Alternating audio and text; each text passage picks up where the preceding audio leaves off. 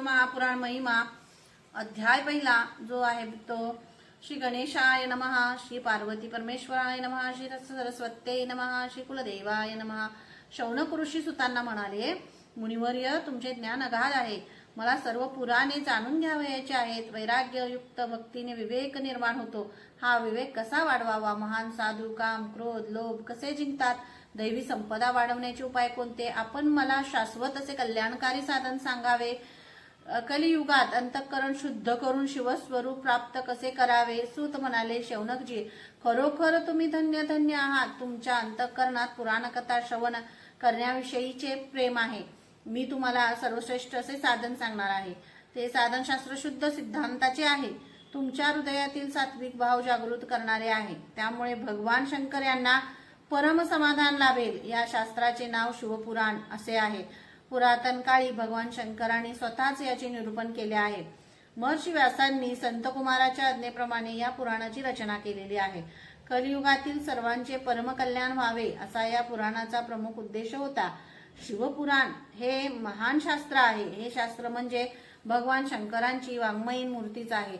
याचे श्रवण केले आणि आचरण केले की ही शिवजींची महान उपासनाच आहे। अशा या शिवभक्तीने मानवाचा उद्धार होऊ शकतो, मोक्षाची सहज प्राप्ती होऊ शकते, मनुष्याच्या मनातील पापवासना नाहीशी होते, इहलोकी त्याला उत्तम सुख लाभते आणि परलोकी तो शिवस्वरूपात एकरूप होतो। शिवपुराण हे मानवाला ज्ञान भक्ती वैराग्य प्राप्त करून देणारे आहे। मनातील सर्व विकल्प नाहीसे करून परमश्रद्धा युक्त अंतःकरणाने एकाग्रतेने या ग्रंथाचे श्रवण करावे। अशा साधकावर शिवजी कृपेचा वर्षाव करतात। मागे पुढे उभे राहून त्याचा सांभाळ करतात। यासाठी त्यांना मनोभावे शरण जाऊन त्यांनी सांगितल्याप्रमाणे साधना करीत राहावी। त्यामुळे चारी पुरुषार्थाची प्राप्ती होते, जीवन अंतर्वाही आनंदी होते, आपले मूळचे सतचिद आनंद स्वरूप प्रकट होते। जे पहिल्या अध्यायामध्ये सांगितलेलं आहे, शिवांशी कसं एकरूप व्हावं आणि कसं आपल्याला सतचिद आनंद स्वरूप प्रकट होतं, कसं त्यांच्या ज्ञानामध्ये भक्तीमध्ये आपण विलीन होतो। हा जो अध्याय आहे, जो पहिल्या ह्याच्यामध्ये सांगितलेला आहे, अध्याय दुसरा सुरू होतोय, म्हणजे गरीब ब्राह्मण देवराजाचा उद्धार। सूत शौनकांना म्हणाले, तुम्हाला मी एक प्राचीन कथा सांगतो। त्या कथेच्या श्रवणाने मनुष्याच्या अंतःकरणातील पापाचा अंधकार पूर्णपणे नाहीसा होतो। तरी एकाग्रतेने या कथेचे श्रवण करावे।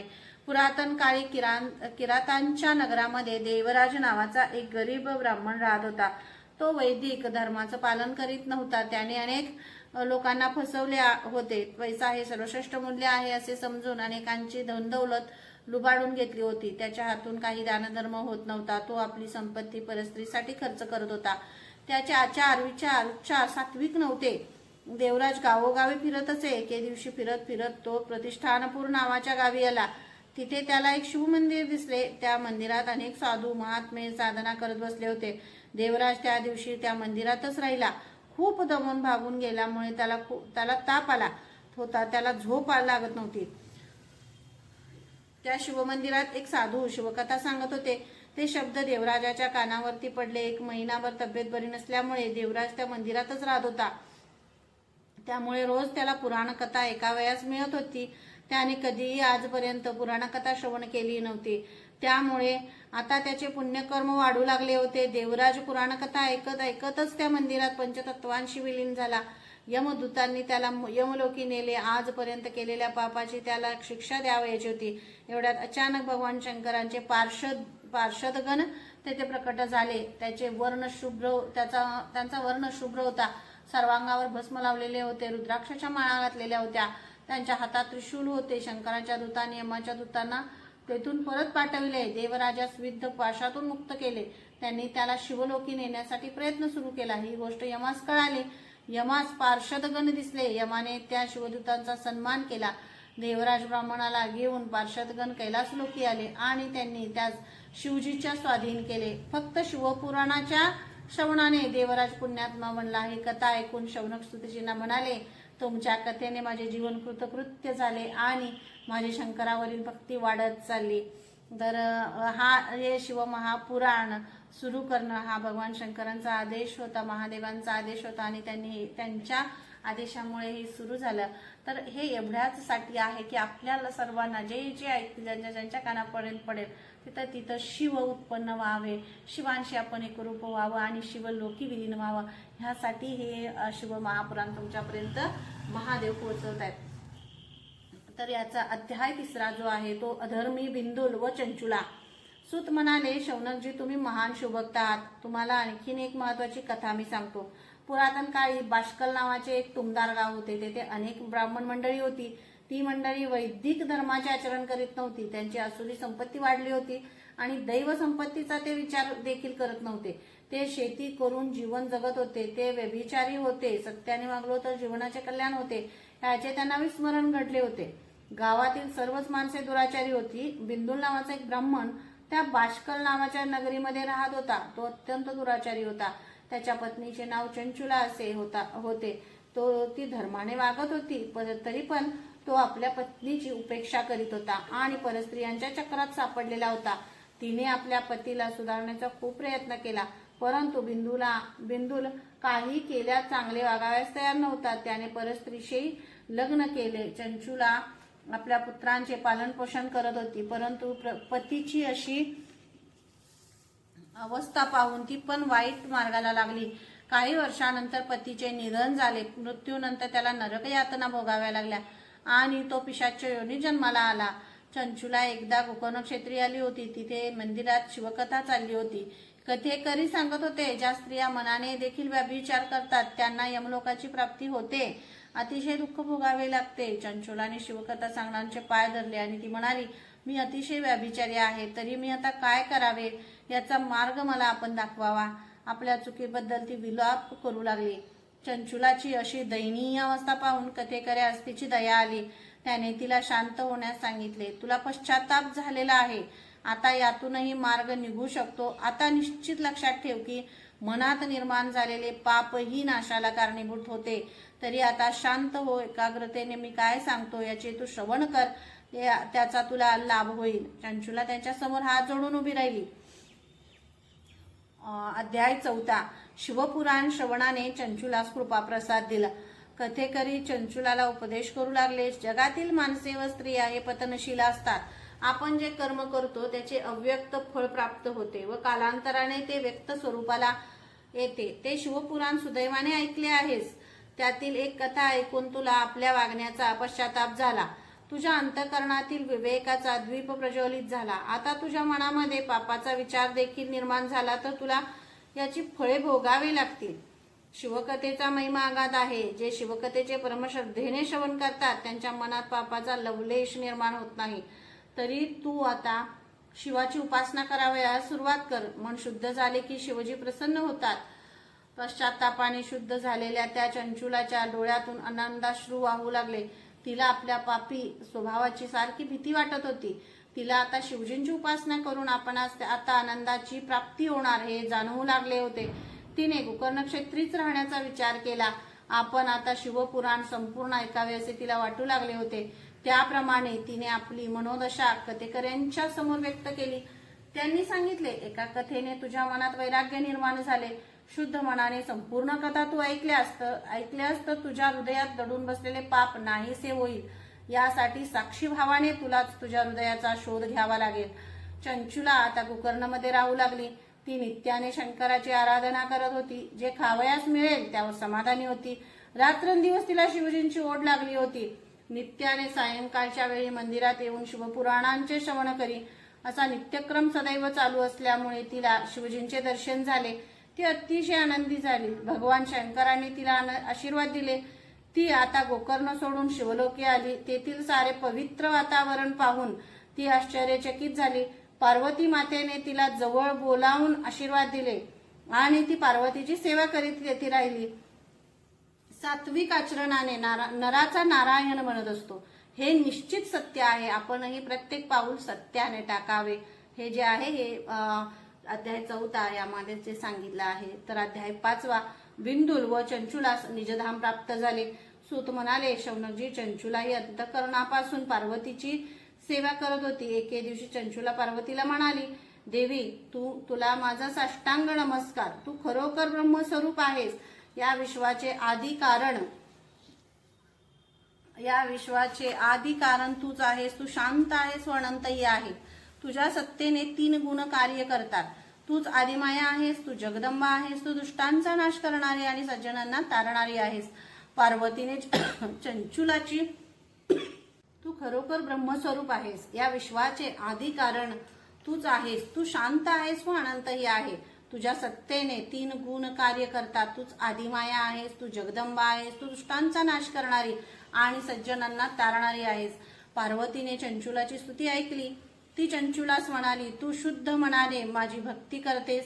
तुला काय वर पाहिजे ते मला आता सांग. चंचुला म्हणाली, माझे पती बिंदुल हे ब्राह्मण असून देखील व्यभिचारी होते.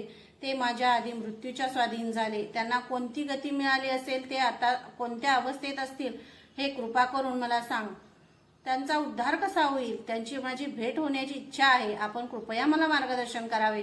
पार्वतीने क्षणभर चिंतन करून सांगितले, तुझा पती बिंदुल हा महापातकी होता. त्याला विविध प्रकारच्या नरकयातना भोगाव्या लागल्या. आता तो विंध्य पर्वतावर पिशाच्य रूपाने फिरत आहे. विविध प्रकारच्या दुःखात आहे. हे ऐकून चंचुलाच्या डोळ्यातून अश्रुधारा वाहू लागल्या. आपले पती पापाचे फळ भोगत आहेत हे तिने जाणले, परंतु यातून कोणता मार्ग कसा काढावयाचा याबद्दल चिंतन करू लागली. चंचुला पार्वतीला म्हणाली, माझ्या पतीची व माझी भेट कशी होईल? त्यांचे पाप कशाने नाहीसे होईल? पार्वती माता म्हणाली, चंचुला तू काळजी करू नकोस. शिवपुराणाचा महिमा अगाध आहे. मी गंधर्वराज तुंबुरला तुझ्या पतीसमोर शिवमहिमा सांगण्याची व्यवस्था करते. त्याप्रमाणे गंधर्वराज तुंबरूला विंध्य पर्वतावर पाठवण्यात आले. त्यांनी एक भव्य सभामंडप बांधून तेथे पिशाच्य रूप बिंदूला बोलावले आणि शिवपुराणाची कथा हातात वीणा घेऊन ऐकविली. त्या अमृतमयी शिवपुराणाचे वर्णन ऐकून सर्वांना अतिशय आनंद झाला. त्यामुळे पिशाच्य रूप बनलेल्या बिंदुल ब्राह्मणाचेही सर्व पातक नाहीसे होऊन गेले. त्यामुळे पिशाच्य योनीतून त्यांची मुक्तता झाली. चंचुलाला अतिशय आनंद झाला. पुन्हा बिंदुल आणि चंचुलाचे मिलन झाले. दोघांनी सर्व शिवभक्तांना नमस्कार केला. तुंबरूंना तर साष्टांग नमस्कार घातला. हर हर महादेवचा जय जयकार केला. अशा प्रकारे पिशाच्य योनीत फिरणारे बिंदुल शिवकथेने सर्व पापातून मुक्त झाले. बिंदुल व चंचुला सर्व बंधनातून मुक्त होऊन निजधामास गेले. हा तर सर्व शिवपुराणाचा महिमा होय. अशा पद्धतीने 5 अध्याय पूर्ण झाले. अध्याय 6वा शिवपुराणाचे श्रवण कसे करावे. शौनक ऋषी सुतांना म्हणाले, तुम्ही तर महान श्रेष्ठ शिवभक्त आहात. महर्षी व्यासांचे तुम्ही शिष्य आहात. तुम्ही गुरु समान असून तुम्हाला मी मनोभावे नमस्कार करीत आहे. आपल्या मुखातून शिवपुराण श्रवण करण्याची संधी मिळणे हे माझे परमभाग्य आहे. तरी शिवपुराणाचे श्रवण कसे करावे याबद्दल आपण आम्हाला सांगावे. सूत म्हणाले, शौनकजी, आपल्या मनाला शिवपुराण श्रवण करण्याची तीव्र इच्छा निर्माण होणे हे मोठ्या भाग्याचे लक्षण आहे. शिवलीला समजून घेणे ही एक प्रकारची शिवजींची पूजाच होय. ही पूजा शास्त्रसिद्ध पद्धतीने झाली पाहिजे. ती श्रवण क्रिया कशी करावी हे मी आता आपणास सांगणार आहे. प्रारंभी सदाचारी विद्वानाला बोलावून घ्यावे. त्यांचा योग्य प्रकारे मानसन्मान करावा. ग्रंथ वाचताना उत्तम मुहूर्त पाहावा. कथेबद्दल ज्यांना आस्था आहे त्यांना बोलावून घ्यावे. ही कथा शिवालय, देवालय, पवित्र तीर्थक्षेत्र, मंगलमय अरण्य आणि पावित्र्याने भरलेले घर ग्रंथ श्रवण करण्यास योग्य आहे. प्रारंभी जागा करून मंडप उभा करावा. रांगोळी पताकाने मंडप सजवावा. चारी कोपऱ्यात ध्वज उभे करावेत. भगवान शंकरांचे उच्च आसन निर्माण करावे. तेथे मूर्ती अथवा चित्र ठेवावे. कथा सांगणाऱ्यांसाठी आसन घालावे व श्रवण करणाऱ्यांसाठी बैठकीची व्यवस्था करावी. सर्वांमध्ये समभावाने देव पाहणारा असा ज्ञानी भक्त कथा सांगण्यास योग्य समजावा. परम श्रद्धेने श्रोत्यांनी श्रवण करावे. जेथे शिवकथा चाललेली असते तेथे सूक्ष्म रूपाने शिवजी असतात. सूर्योदयापासून 3 तास कथा सांगण्याचा काळ महत्वाचा आहे. शिवपुराणाचे श्रवण करणे हे एक प्रकारचे व्रतच मानावे. श्रोत्यांनी कथा श्रवण करण्यापूर्वी आपल्या मनामध्ये पवित्र असा संकल्प करावा. पहाटे लवकर उठून घरातील पूजा अर्चा पूर्ण करून शिवकथा अत्यंत प्रेमाने श्रवण करावी. सर्वप्रथम गणेशाची शास्त्रशुद्ध पूजा करावी. आपल्या मनातील संकल्प पूर्ण व्हावा ही परमेश्वराच्या चरणी प्रार्थना करावी. त्यानंतर प्रारंभी भगवान शंकर आणखी शिवपुराण या ग्रंथाची पूजा करावी. कथा श्रवण करताना मनात कोणत्याही प्रकारचा प्रापंचिक विचार आणू नये. मन पवित्र करणे हा परमार्थाचा गाभा आहे. मन पवित्र करून कथेचे श्रवण केले तर ते उत्तम प्रकारे आपल्या हृदयपटलावर अंकित होऊन जाते. अत्यंत भक्तिभावाने जी संपन्न होऊन आदराने जो कथेचे श्रवण करतो त्याला पारमार्थिक अनुभव प्राप्त होऊ शकतात. आपले आचार विचार उच्चार सात्विक ठेवून जीवन जगत राहावे. ओम नमः शिवाय. अध्याय 7. शिवपुराण शास्त्रसिद्ध श्रवणविधी. सूत शौनकांना म्हणाले, हे महामुनी परमश्रद्धेने शिवपुराणाचे श्रवण करावे. हे एक प्रकारचे व्रत आहे. या व्रताचे काही नियम आहेत, ते नियम समजून घ्यावेत. प्रारंभी सत्य संकल्प करावा. प्रारंभी मी शिवपुराणाचे श्रवण पूर्ण करेन असा दृढ संकल्प सर्वांकडून करून घ्यावा. कथा श्रवण केल्यानंतरच भोजन करावे. ज्यांना शिवपुराण समाप्त होईपर्यंत उपवास करावयाचा असेल त्यांनी उपवास करावा. श्रवण करणाऱ्याने सात्विक अन्नाचे प्रमाणात भोजन करावे. सात्विक अन्नाने मन पवित्र राहते. शक्यतो मौन बाळगावे. मनात देखील कोणाची निंदा करू नये. मनोमंदिरात सदैव भगवान शंकरांचे ध्यान करावे. अंतःकरण ज्या प्रमाणात शुद्ध होईल त्याप्रमाणे कथा आपल्या हृदयात अंकित होतील. कथा सुरू झाल्या असता कशाचेही चिंतन करू नये. कथेकडे पूर्ण लक्ष द्यावे. एकाग्रतेला व परमश्रद्धेला अतिशय महत्व आहे. जीवनाचे आनंदमय साध्य कोणते आहे याचा मार्ग समजून घेतला नाही तर त्या मार्गाला आपण पोहोचणार कसे. यासाठी शिवपुराणातील कथा शांत समाधानी मनाने समजून घ्याव्यात. अशा प्रकारे शिवपुराण श्रवणाची पूर्ण तयारी झाल्यावर वक्ते व श्रोते यांची मनोभावे पूजा करावी. शिवपुराणाचे पूजन करावे. कथा करणाऱ्यांना लोकांच्या बरोबर आलेल्या विविध जनांचे देखील पूजन करावे. कथा श्रवण करण्यासाठी आलेल्या भक्तांना देखील आपल्या ऐपतीप्रमाणे खाद्यवस्तू अथवा धन कपडे देऊन त्यांचा आदर करावा. भगवान शंकरांची भजने गावीत. कोणाची इच्छा असेल त्याने ओम नमः शिवाय या नामाचा सहस्रवेळा जप करावा. गायत्री मंत्राचा जप करावा. होम हवन करावे. या सर्व गोष्टी मानवाचे अंतरंग पवित्र करण्यासाठी आहे. आपल्या आतील परमेश्वराचे प्रकटीकरण करावयाचे आहे याचे स्मरण करावे. या कथा श्रवणरूपी व्रताची सांगता करण्यासाठी 11 ब्राह्मण मंडळींना बोलावून त्यांची पूजा करावी. त्यांना भोजन द्यावे आणि त्यांना नमस्कार करून त्यांचे आशीर्वाद द्यावेत. त्यांचे आशीर्वाद घ्यावेत. शक्य असल्यास त्यांना वस्त्रदान द्यावे. देश काळ पात्र पाहून दानधर्म करणाऱ्यांना अवश्य ही फळ प्राप्त होत असते. हे मुनिवर, शिवपुराण एक महत्वाचे पुराण आहे. हे पुराण शिवजींना अत्यंत प्रिय आहे. या पुराणाचे जो वाचन श्रवण करतो त्याचेवर शिवजी कृपेचा वर्षाव करत असतात. शिवपुराणाने आपला प्रपंचच परमार्थ रूप होतो, म्हणजे आनंद रूप होतो. अशा या कृपाळू शिवशंकरांच्या चरणी मी अत्यंत नम्र भावाने लीन होतो.